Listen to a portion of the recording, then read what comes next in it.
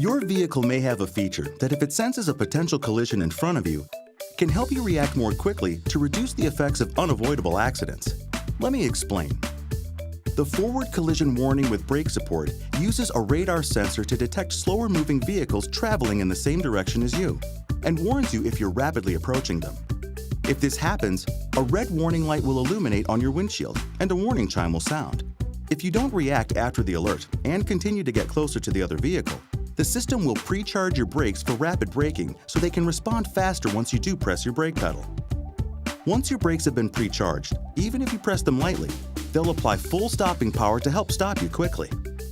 Using the 5-way switch on your steering wheel, from the Settings menu, scroll to Pre-Collision, Alert Sensitivity, and then select High, Normal, or Low. A lower setting will send fewer warnings, while a higher setting will give earlier, more frequent warnings. If you're using a snowplow or have any other object attached to the front of the vehicle, it's recommended to turn the collision warning feature off. You can do so from the pre-collision warning screen by selecting Off to disable it.